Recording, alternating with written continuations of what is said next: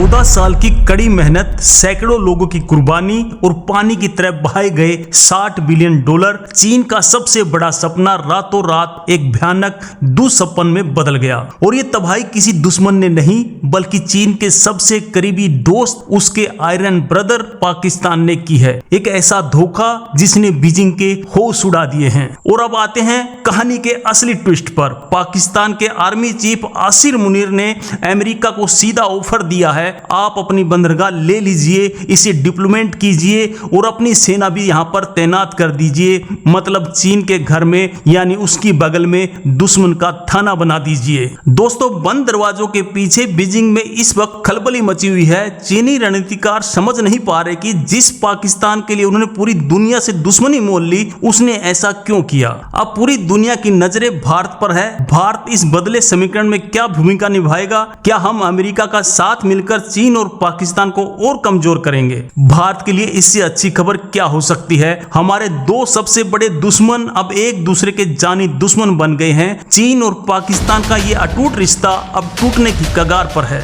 दिलचस्प बात यह कि ईरान का 4वां बंदरगाह जिसे भारत डेवलप कर रहा है वो पसनी के पास ही है। यानी अब इस क्षेत्र में भारत, अमेरिका और ईरान मिलकर चीन और पाकिस्तान के खेल को देख रहे हैं। पाकिस्तान ने चीन के इस अरबों डॉलर के प्रोजेक्ट सीपीसी को उसके सबसे बड़े दुश्मन अमेरिका के हाथों में सौंप दिया है। ये महज एक सौदा नहीं बल्कि चीन की पीठ में घोंपा गया सबसे गहरा छुरा है। अब चीन की हालत उस दूल्हे जैसी है जिसकी बारात तो बड़े धूमधाम से निकली, लेकिन मंडप में पता चला कि दुल्हन किसी और के साथ भाग गई है, और वो भी दूल्हे के सबसे बड़े दुश्मन के साथ। भारत के लिए एक रणनीतिक जीत है। बिना एक गोली चलाए भारत ने चीन को उसके ही दोस्त के हाथों ऐसी पटकनी दिलाई है जिसे वो सदियों से याद रखेगा। असली कहानी समझने के लिए आपको पहले ये जानना होगा कि सीपीसी चीन के लिए इतना जरूरी क्यों है। चीन की एक ऐसी दुखती रग है जिसे सिर्फ और सिर्फ भारत दबा सकता है। तो अब सवाल यह कि सीपीसी का भविष्य क्या है। ये प्रोजेक्ट अब चाइना पाकिस्तान इकोनॉमिक कॉरिडोर नहीं रहा बल्कि चाइना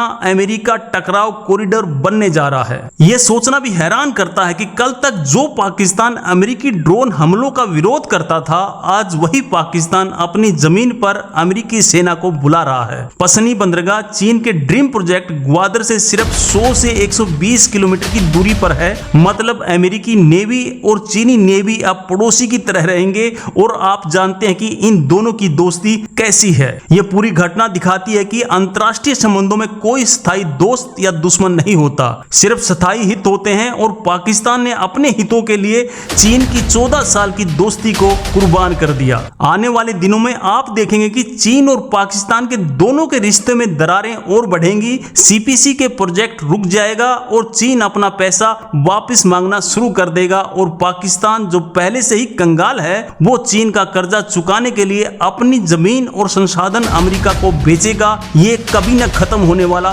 चक्र बन चुका है। ये सिर्फ एक बंदरगाह की कहानी नहीं है, ये जियोपॉलिटिक्स की वो शतरंज की बिसात है जहां एक प्यादा यानी पाकिस्तान ने अपने ही बादशाह यानी चीन को सह और मात दे दी है। सोचिए, जिस प्रोजेक्ट को चीन भारत को घेरने के लिए बना रहा था, उसी प्रोजेक्ट के दरवाजे पर अमेरिकी सेना दस्तक देगी। ये कैसे हुआ और क्यों हुआ, जानकर आपके होश उड़ जाएंगे। ये पूरी कहानी एक बंदरगाह यानी पोर्ट के इर्द गिर्द घूमती है। नहीं दोस्तों, ये ग्वादर की नहीं बल्कि ग्वादर के ठीक बगल में मौजूद ऐसे सीक्रेट ठिकाना है जिसे पाकिस्तान ने चुपके से अमेरिका को सौंप दिया है। इस पूरे खेल में पाकिस्तान को क्या मिला? अमेरिका से IMF का लोन, आर्थिक मदद और F-16 जैसे हथियारों की भीख। पाकिस्तान ने अपने भविष्य को बचाने के लिए चीन के भविष्य को दांव पर लगा दिया है। दोस्तों, सच्चाई यह है कि सीपीसी प्रोजेक्ट शुरुआत से एक फेल प्रोजेक्ट था। यह चीन के अहंकार और पाकिस्तान का लालच का नतीजा था जिसका अंत ऐसा ही होना था।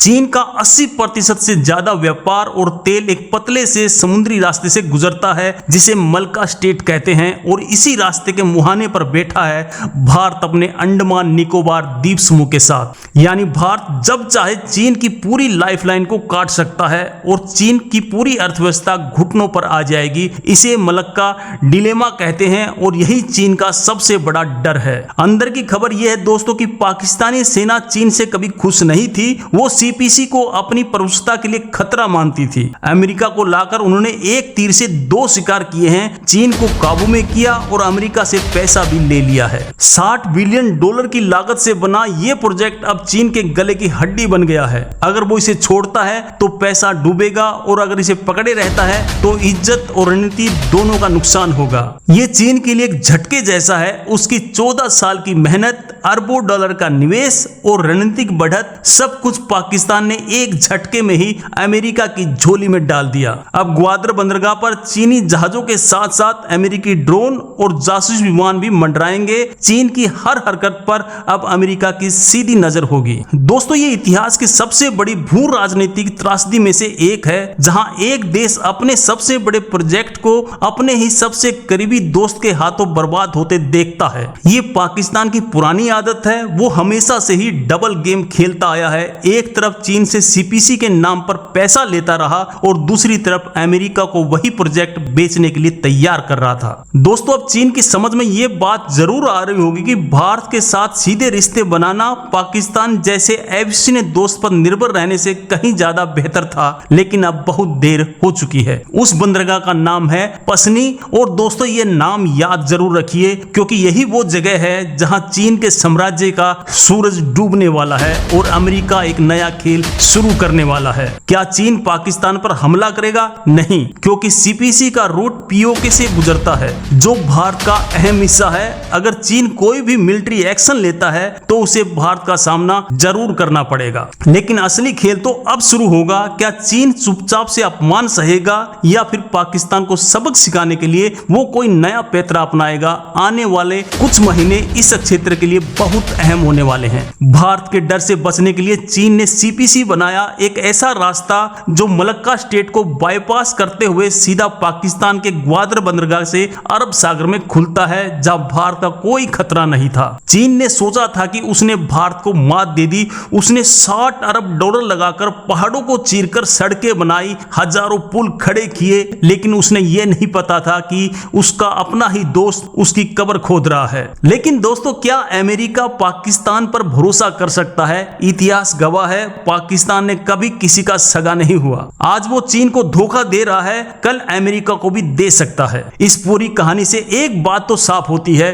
पाकिस्तान की दोस्ती और चीन का निवेश दोनों ही भरोसे के लायक नहीं है। रिपोर्ट तो यहां तक कहती है कि पाकिस्तान ने अमेरिका को वहां मिलिट्री बेस बनाने का न्योता भी दिया है। जरा सोचिए, चीन ग्वादर में अपना नेवल बेस बनाने का सपना देख रहा था और अब बगल में अमेरिकी सेना परेड करेगी। सोचिए, चीन ने हजारों चीनी नागरिकों को सीपीसी सुरक्षा में लगाया था, जिसमें से कई बलूच लड़ाकों के हाथों मारे गए। उन कुर्बानियों का नतीजा क्या निकला? सिर्फ धोखा। उन चीनी इंजीनियर और मजदूरों के बारे में सोचिए जिन्होंने अपनी जान देकर पाकिस्तान में सीपीसी बनाया।